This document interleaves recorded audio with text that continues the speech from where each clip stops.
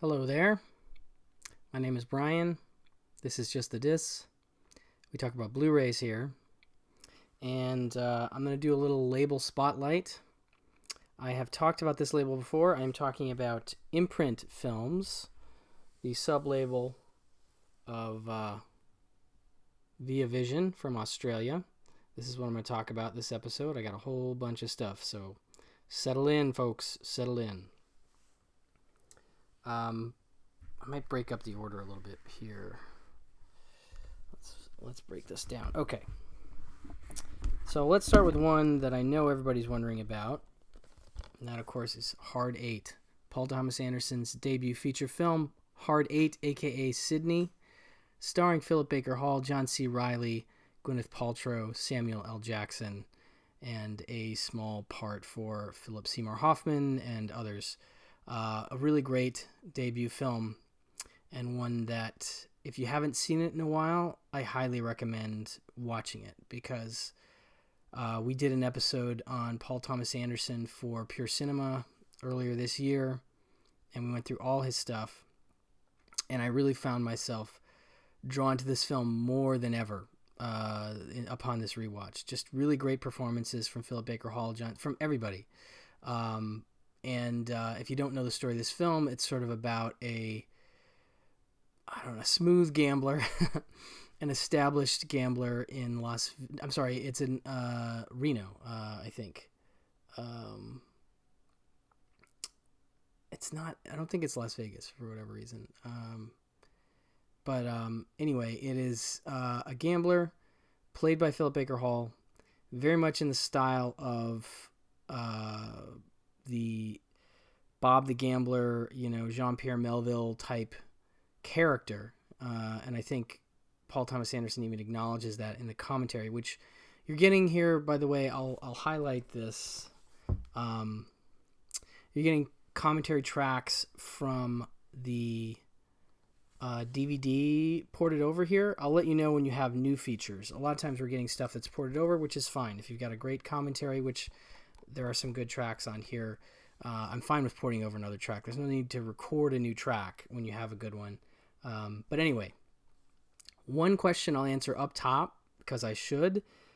All of these discs, I have checked all of them myself. In case you're curious, one of the number one questions I get when I talk about Imprint or any other, import label, is it region free?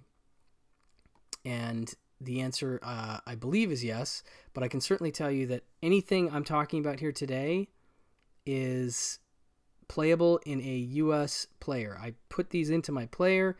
I watched some of them, but I at least checked every disc to see, and they all were playable in region A. Let's just say that, okay? So that's what people want to know mostly. But anyway, so Philip Baker Hall, gambler, encounters a young man played by John C. Reilly, kind of a down on his luck guy who is trying to get some money for his mom's funeral, and Philip Baker Hall sort of takes him under his wing, teaches him the ropes of gambling, and then they get into some trouble, and the story is sort of about sorting out that trouble. I don't want to go into too much about the details, because you get the sense of what this is about. If you haven't seen it, like I said, really great film. Sets the stage for the filmmaker that Paul Thomas Anderson would become.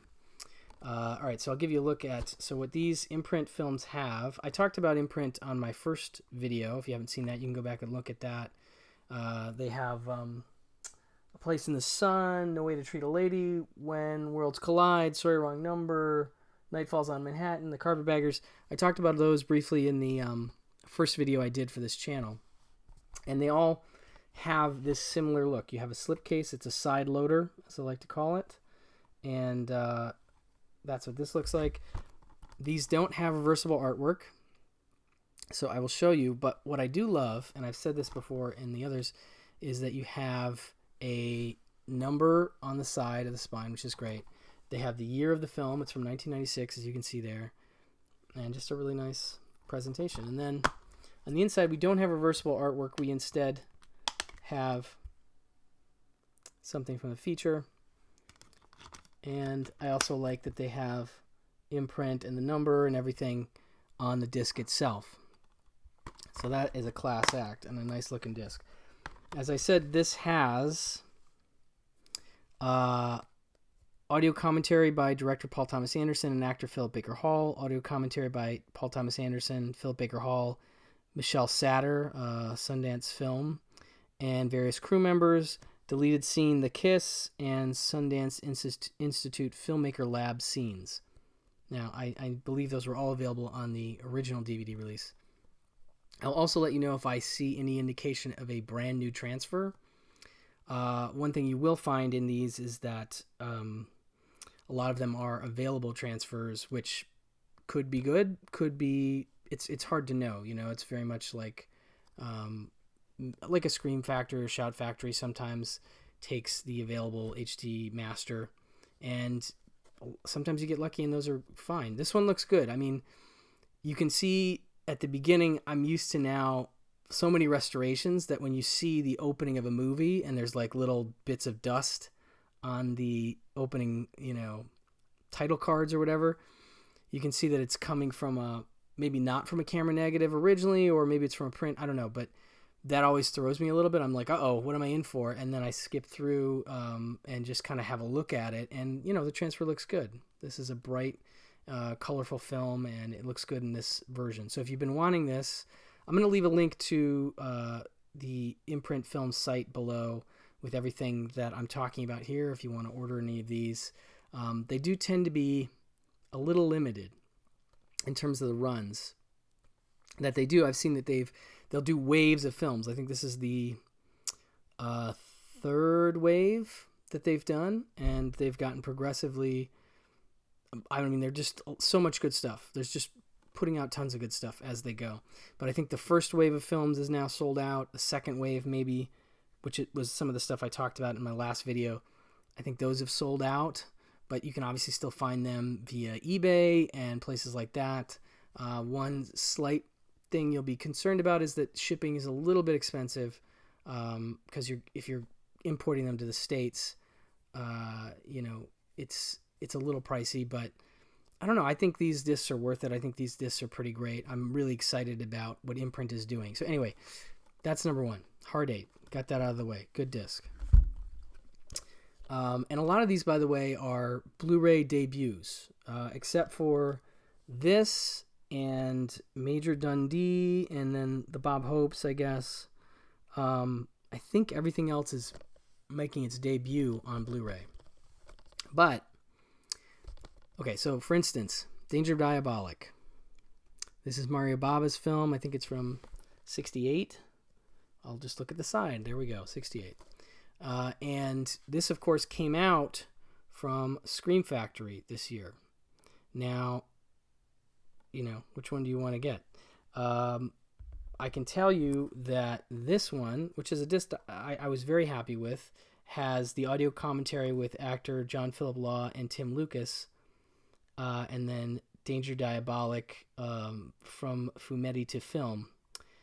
And I think these have the same transfer. So the transfer is going to be identical. I don't think it's a new transfer, but it looks good. And this movie has been called a pop art masterpiece. It is very, very, it's, you know, very colorful film, very stylish film, you know. And one thing I noticed in the, all right, I'm getting ahead of myself here. One thing at a time. This one has the same commentary, the John Philip Law and Tim Lucas commentary, and then we have additional features on this one that makes it probably the better of the two releases. So what else we have on here is a new 2020 updated audio commentary by Tim Lucas, who of course wrote the book.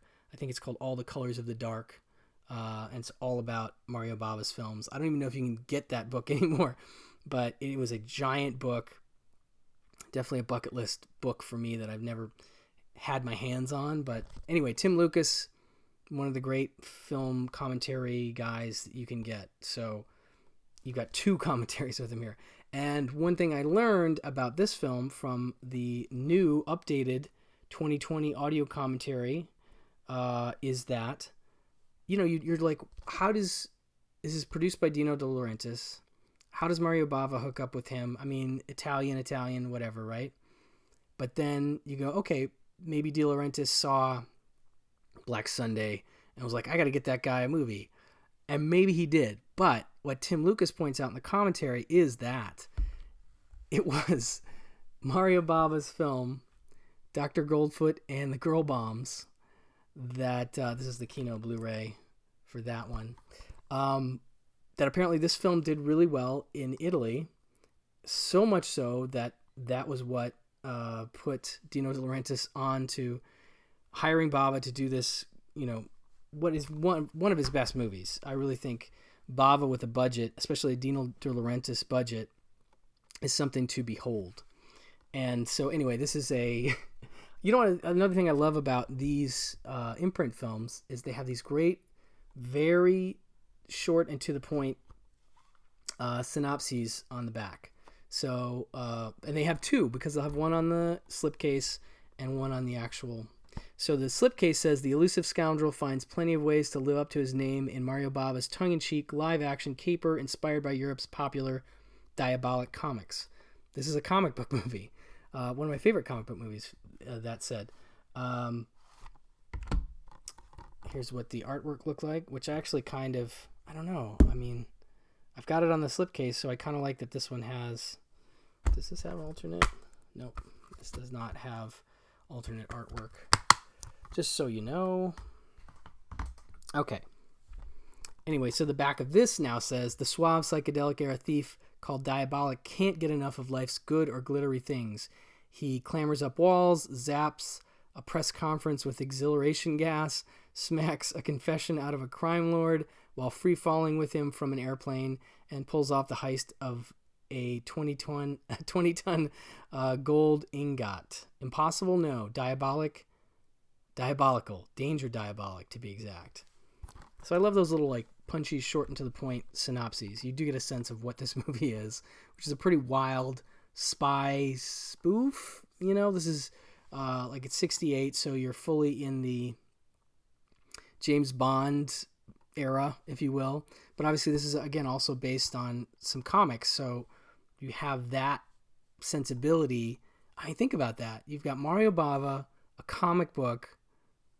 I mean, two things that I really like to see together.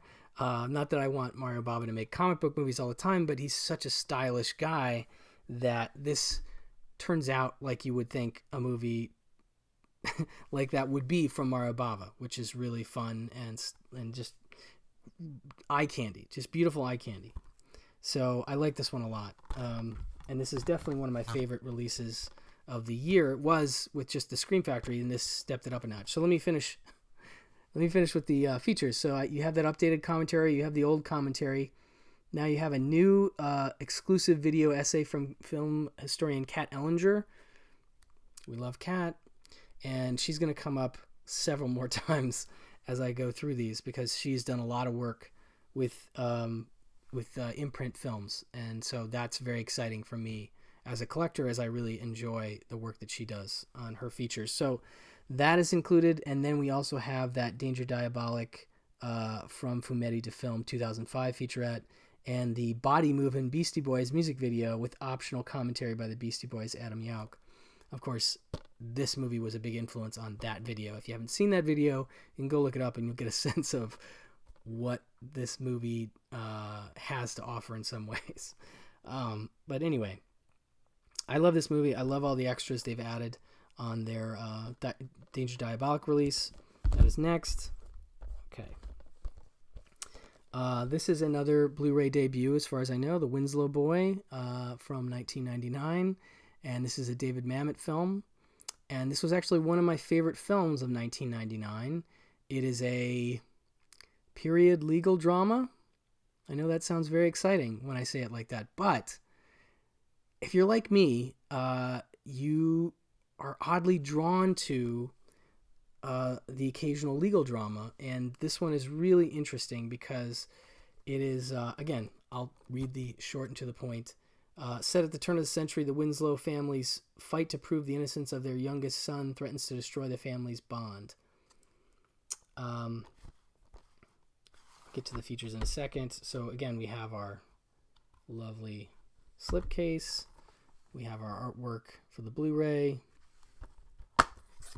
Disc itself. And then this synopsis says, the Winslow family fight to prove the innocence of their youngest son when expelled from the Naval Academy for stealing a 5-shilling postal note.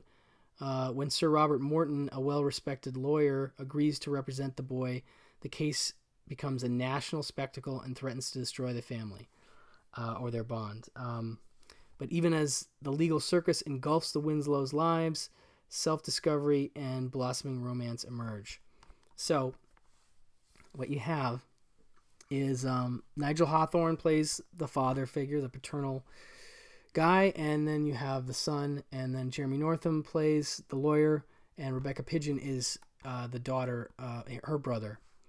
And everybody's great. In fact, I'm not a fan of Rebecca Pidgeon, but I find occasionally when combined with her husband's, she's of course married to David Mamet, when combined with her husband's style of filmmaking and dialogue, it doesn't always work for me. She seems a little mannered or something that doesn't quite fly, but I absolutely adore her performance in this film. I think she's really, really good, as is Northam, as is Nigel Hawthorne. And it's just a really great story. It's this father, his son says, I didn't steal that postal note. Of course, he's like, well, if you didn't steal it, we will exhaust the family fortune in legal fees and get you exonerated.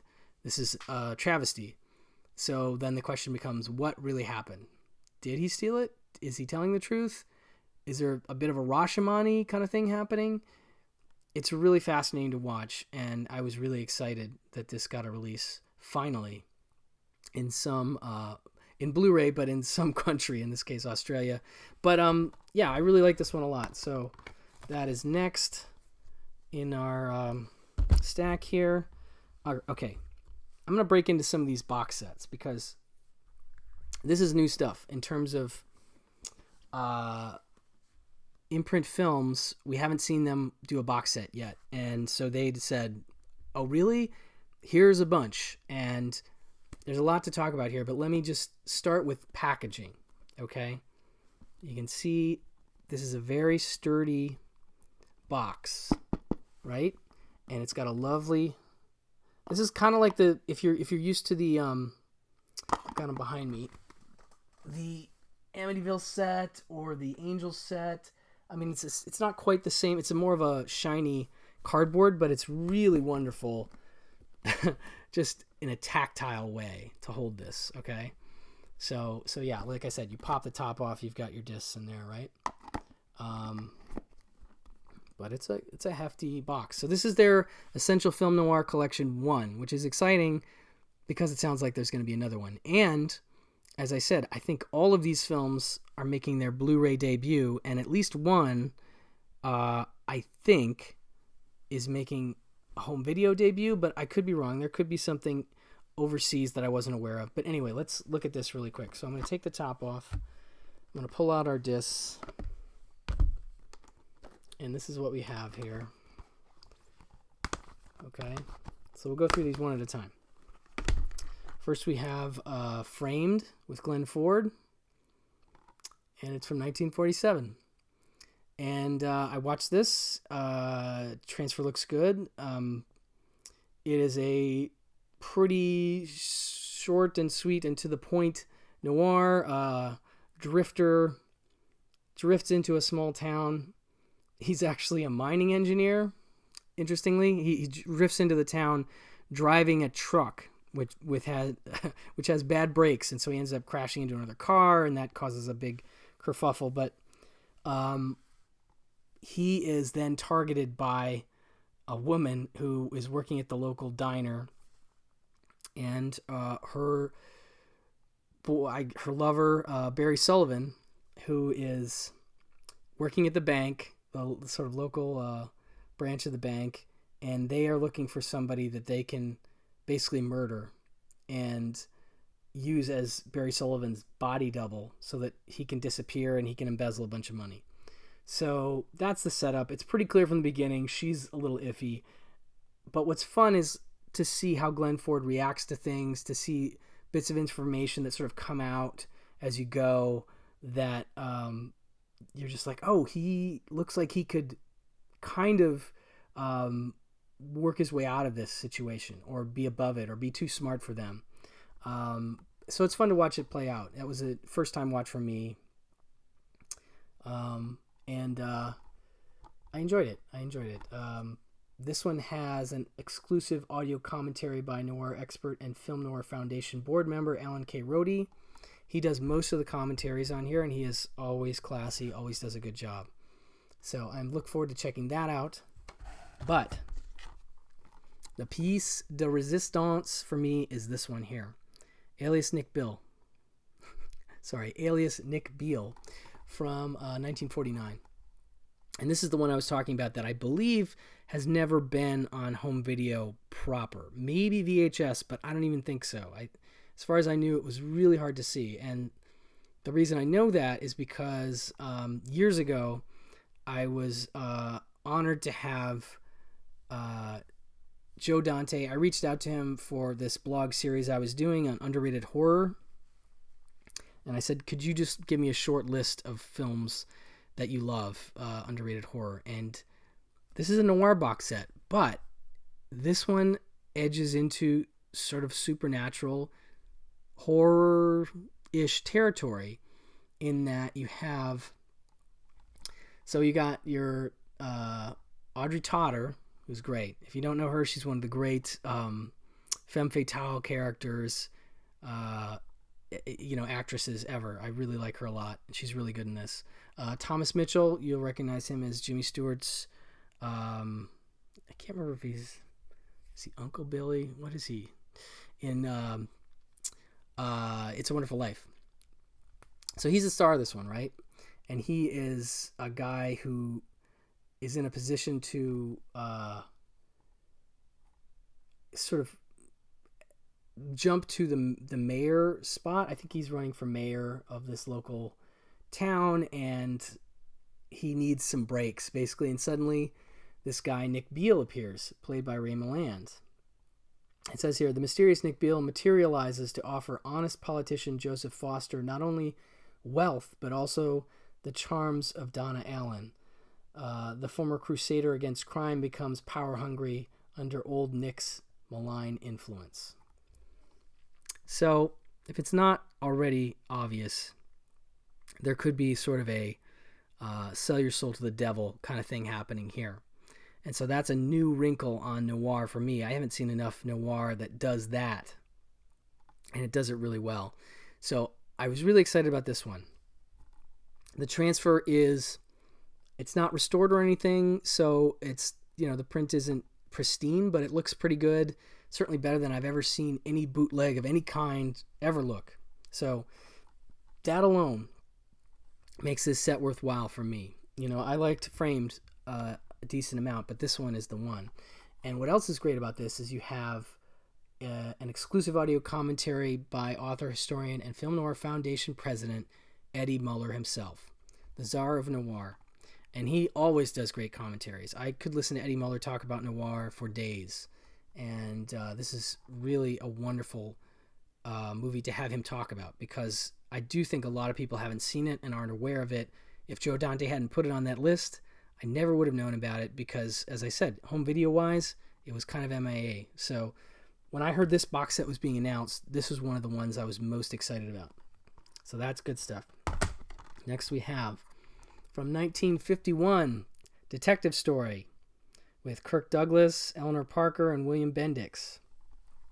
Now this one I can't remember if I've seen, but I do like the idea of Kirk Douglas playing a cop for whatever reason.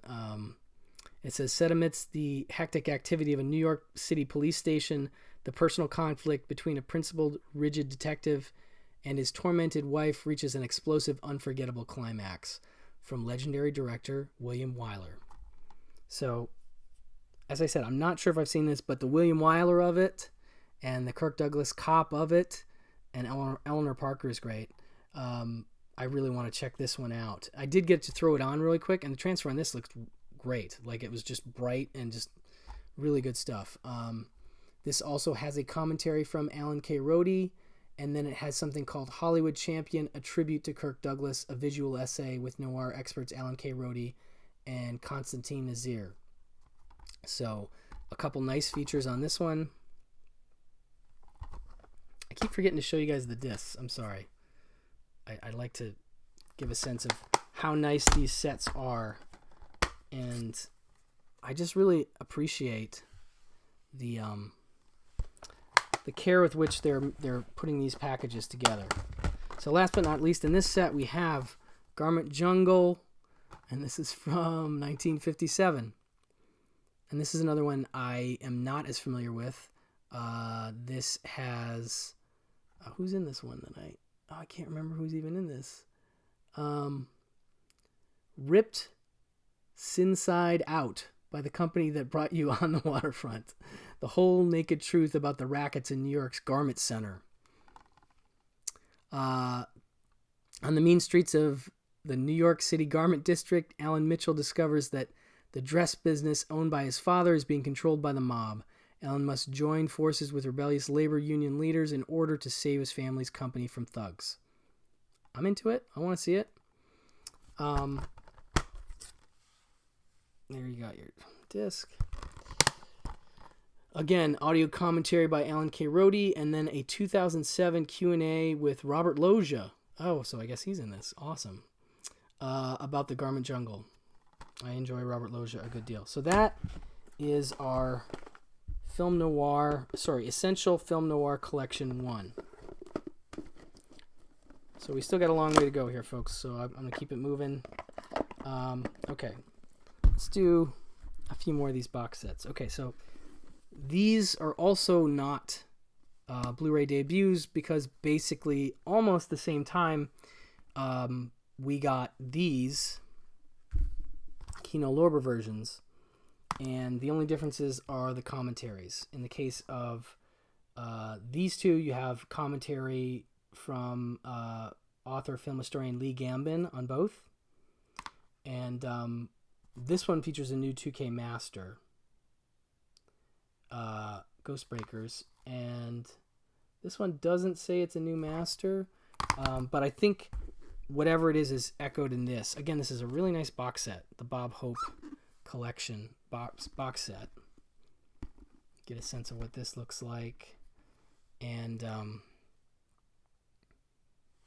so I talked about these a little bit previously.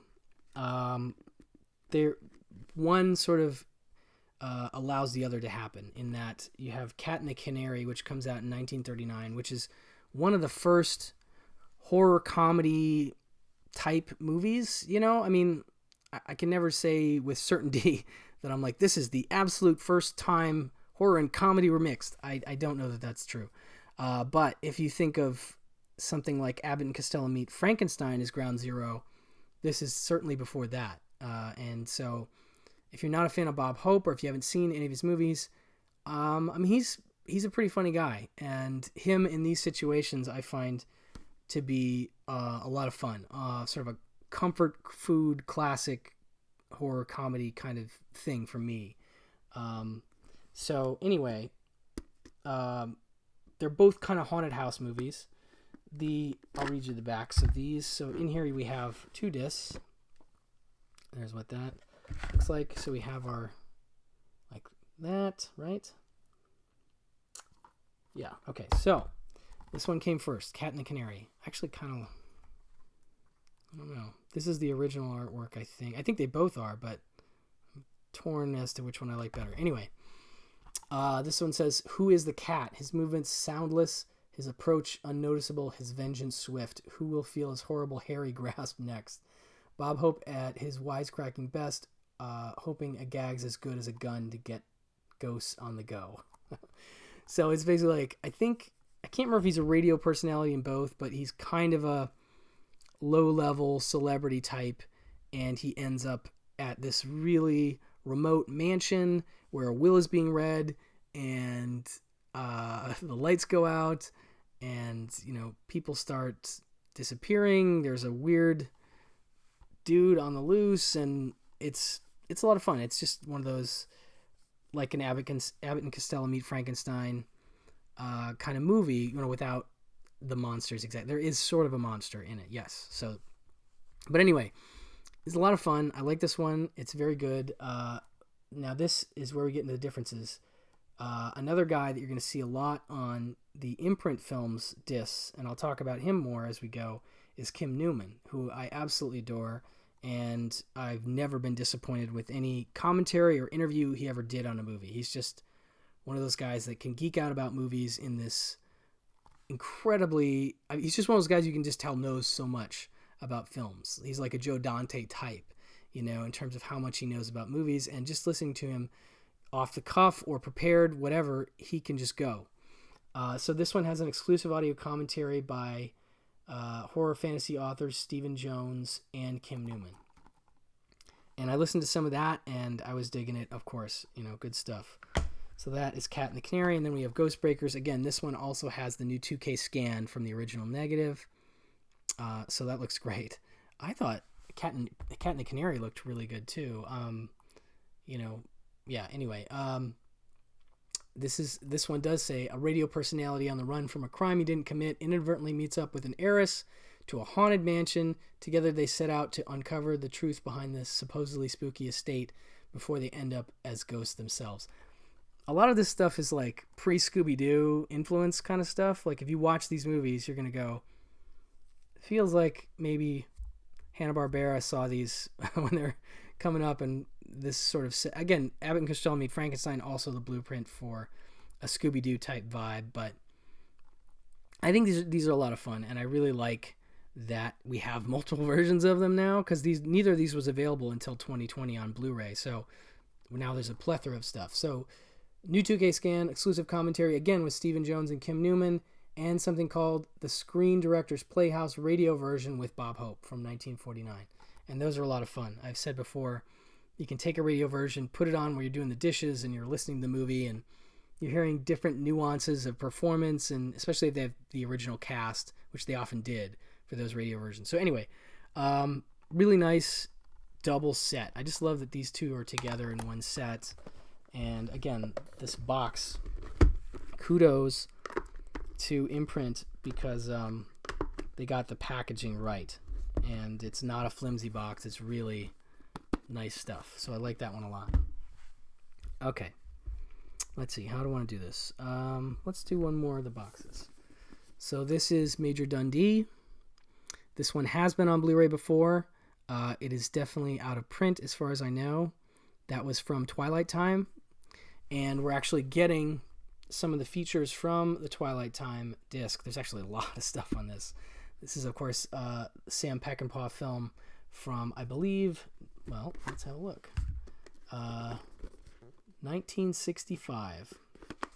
So, again, we have our pop top. We have the two versions of the film here. We have the extended version and the theatrical version. And don't quote me on this, but I think... I wish I could say for sure, because I don't have the Twilight Time version handy. It may have been a double disc set. I think it probably was. But it is nice when you're dealing with a film that is very long to have both versions on two separate discs. So, what do we have? Well, this movie, just to give a little context, Sam Peckinpah does Ride the High Country in 1962, which if you watch it, I think it's a great movie, but it's not going to give you this sense of the Peckinpah that you would come to know post, well, Wild Bunch on. And this one is leaning more into that territory. I can't remember. He might have a film in between that and this, but this is pre-Wild Bunch, and you're sort of starting to see Sam Peckinpah emerge, if you will. This is the story of... Well, actually, I've heard it's kind of like a... Not exactly, but has some similarities to Wild Bunch, almost like a practice swing at a Wild Bunch kind of story. The back just says, the electrifying depiction of an oppressive Union officer who leads a squad of rebel prisoners, ex-slaves, and criminals into Mexico to hunt down a band of murdering Apaches, which raises the question, who represents a greater threat? So Heston, of course, plays that man who leads this group down, and it's a big role for him. And I haven't seen it in a little while, so I can't remember. But and I'm a huge Heston fan, but it may have been just a tiny bit more than he could handle in terms of emotion and nuance. But he still does a great job. Don't get me wrong. And the supporting cast is ridiculous. I mean, you have Richard Harris, Jim Hutton, James Coburn, Mario Adorf, Brock Peters, Senta Berger. I feel like there's even more stuff like that. Just Sam Peckinpah, stock company types. Sorry, I'm not sure if did I show you? Yeah. So anyway, you got both versions. I'll break it down the back breaks it down just all together, but I'm going to break it down by disc so you get a sense. So let's start with the extended version features, right? So this has a 4K scan of the extended version undertaken by Sony Pictures. That looks good. It's still an older film, so it has the grain to it, and Sony, they just do a good job with their transfers looking like they should, like a film, like not too good. Yeah, okay, I'm underselling it now. But sometimes if they're cleaning it up too much, or there's DNR or what have you, you lose some of that film grain, and it doesn't quite look as good. But this looks good, okay? So then it's got an exclusive audio commentary by film historians Glenn Erickson and Alan K. Rhodey, again. Audio commentary by Nick Redman, Paul Sador, Garner Simmons, and David Weddle.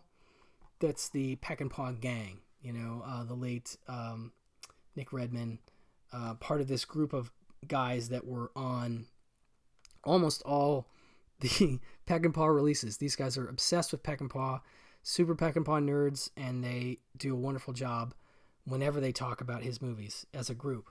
So if you go and look, that one, of course, is from the Twilight Time disc. But if you go and look even at like the Warner Brothers DVD of Pat Garrett and Billy the Kid, movie that is, of course, not on Blu-ray as far as I know at this time, but they're on a track there, and they are involved in the features. Like, they just have been part of the Peckinpah special features group from DVD on up. And so you'll see them and hear them, and they're always wonderful. So anyway, that's their Passion and the Poetry, the Dundee Odyssey, Mike Siegel's 2019 feature-length documentary about the film. That's fascinating stuff. Mike Siegel about the Passion and the Poetry project, an interview with him. Passion and the Poetry Peckinpah Anecdotes, 9 actors on working with legendary director Sam Peckinpah. That's fun stuff, just to hear these different actors tell stories about Peckinpah, who is, I mean, he must have been a great storyteller himself, and he certainly was cinematically, but a man who definitely lived a life, let's put it like that. And to hear these actors talk about him is stuff I really love, so that's great. Isolated score, 5.1 audio track featuring new score by Christopher Caliendo, and 2.1 audio track with the original score by Danielle Amphithytroff. So that's the extended version. And we have the theatrical.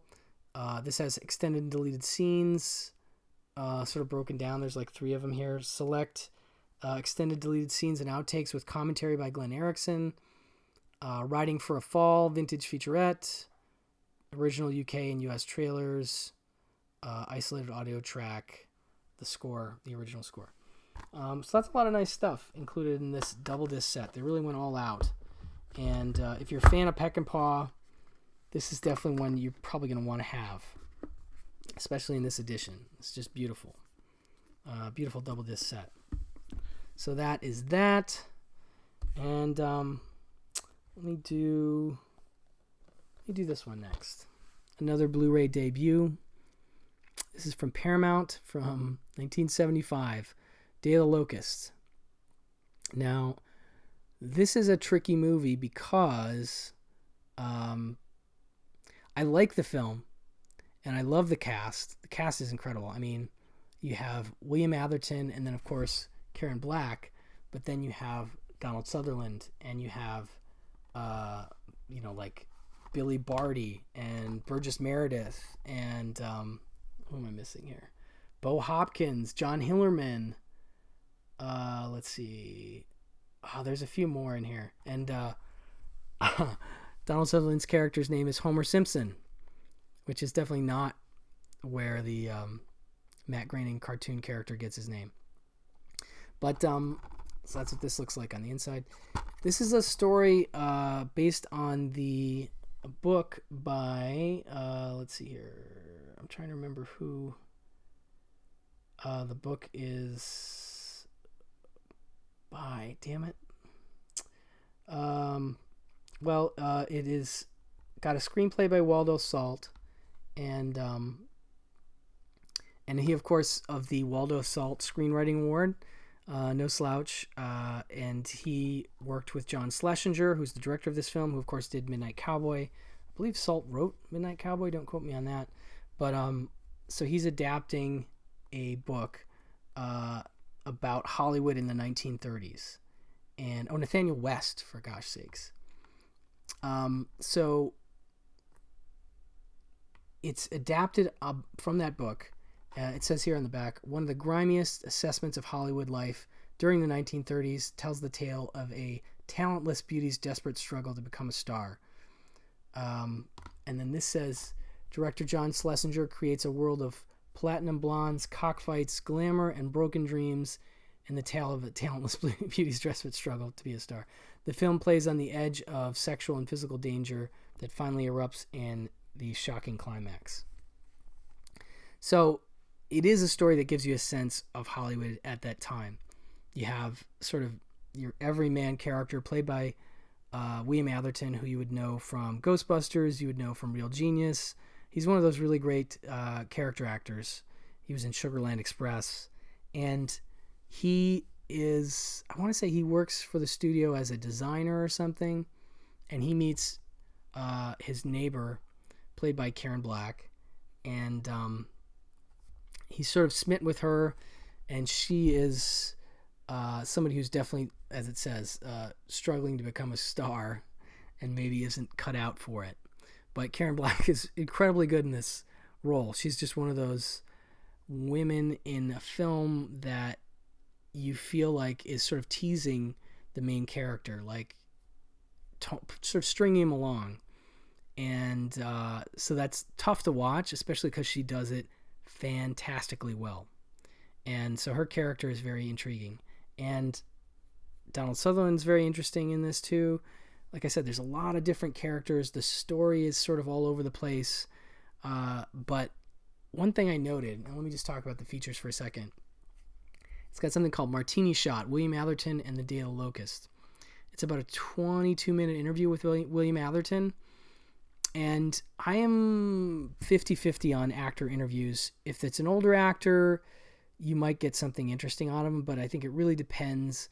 I think acting is a very incredibly difficult art form, and I think articulating like what your thinking was or what your process was is not always the easiest thing for actors to do.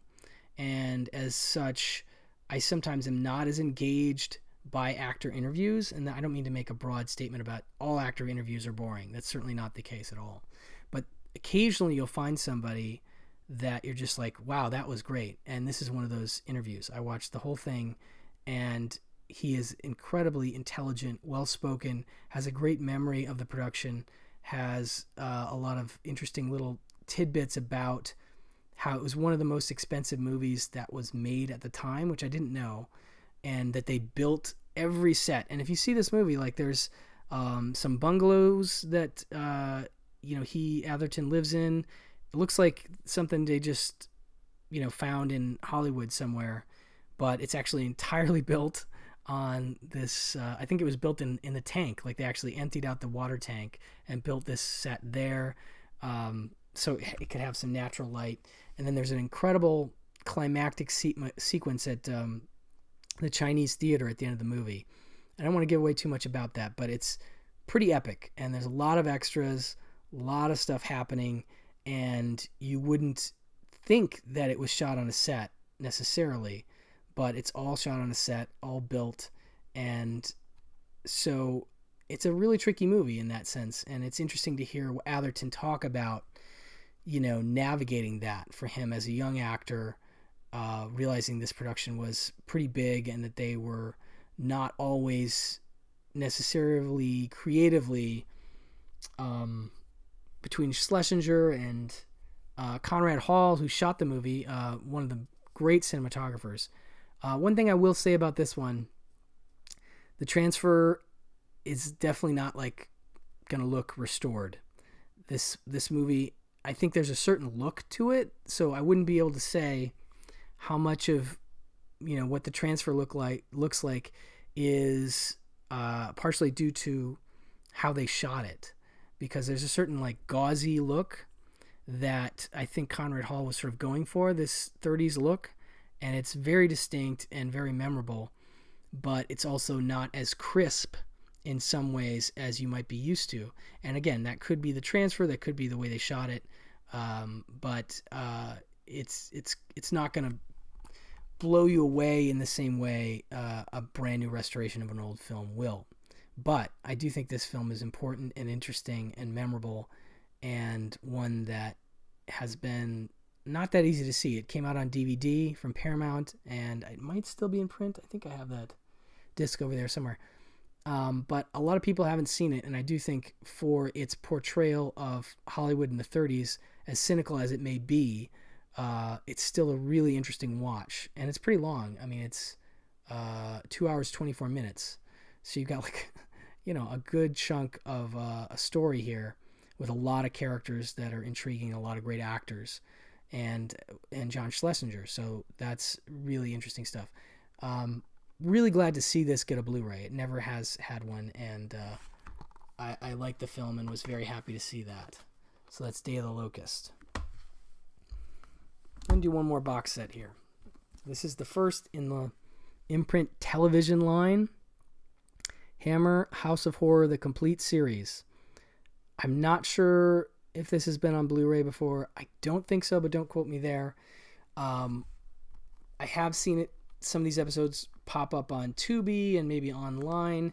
It's a show from 1980, and it just ran, I think, one series, if you will. It's a British show. Take the top off there. We have 3 discs inside. That's what the back looks like. It's a really interesting show. I had not really seen a lot of it until this set, and I was able to go through a few of these episodes, and it is, what you might expect from, and I don't mean to make that sound like it's the same old, but, sort of an anthology type show where you just have a single, more like a Twilight Zone, I guess, if you will, horror type, or Tales from the Dark Side, things like that. But obviously this precedes those. And it's a British show, and so at the time you can have nudity, and some of these episodes start out right away with nudity. But they have some interesting actors in them. Of course, you do get Peter Cushing in one famous episode on this second disc here. And then Brian Cox, and there's definitely some other, Diana Dors, John Finch. There's a lot of actors in here, British actors, that I'm not as familiar with by name, but I definitely recognize. And, you just have lots of interesting, different stories, a bewitching young witch from the past brings spine-chilling horror into the 20th century.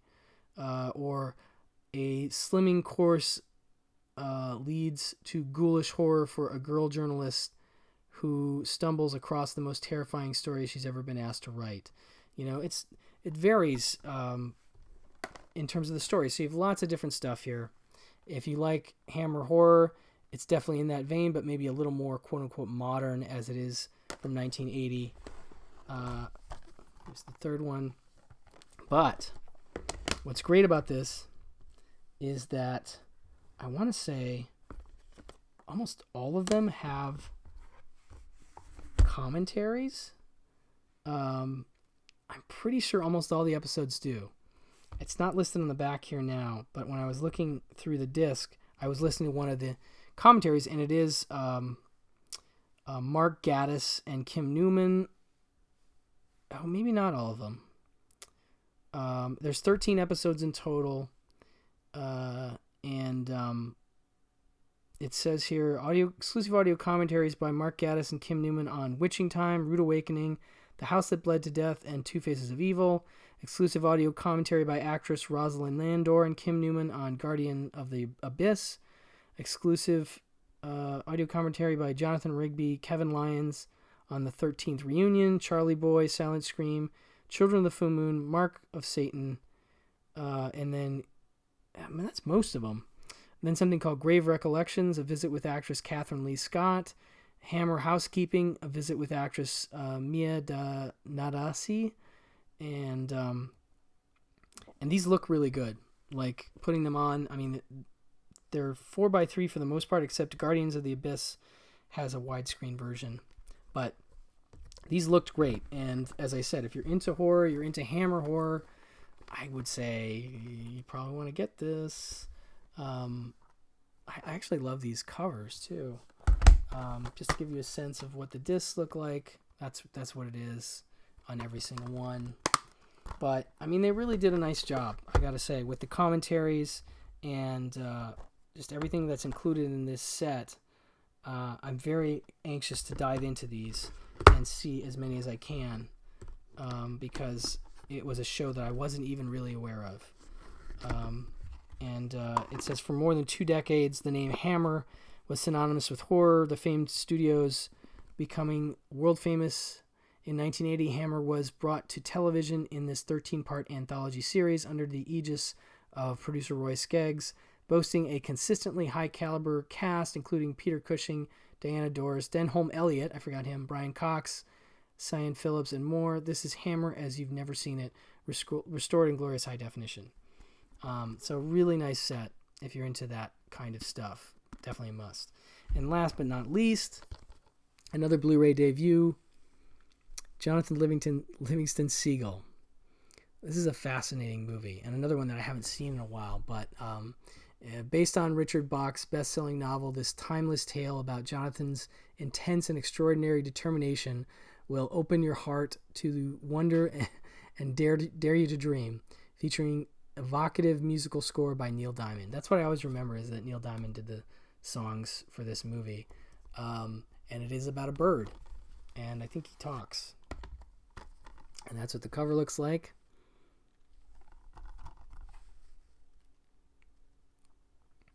And this one has an exclusive audio commentary by filmmaker Adam Zanzi. Let's see here. Jonathan shows an intense and extraordinary passion for flight, but his lofty goal and an unwillingness to conform results in his expulsion from the flock. Undaunted, he continues to soar onward in his quest, one that leads him to love, understanding, achievement, hope, and individuality. I do remember liking this, but it has been a while since I've seen it. It may have been VHS since the last time I've seen it. There's our Blu-ray inside. So this is one I might put on with my daughter if I can talk her into it, as it were. I don't know how she feels about Neil Diamond. I don't think she's heard enough of his music, but I wouldn't mind using it as a springboard for that. So that is Jonathan Livingston Seagull. That is all of them, and it is a lot of stuff, right? These box sets, and your Hard Eights, and your Diabolics, and your Winslow Boys, and Dale Locust. It's a really heck of a nice month, and they have more good stuff on the way, including At Close Range, and oh man, now I'm blanking on next month's group, but they are definitely one to watch. As I said, I'll leave their website information in the notes below. Please do yourself a favor and check them out. Follow them on social media for new announcements.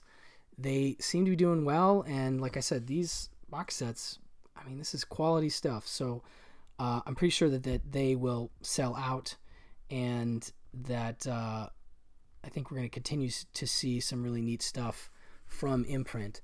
So check them out, and thank you for watching.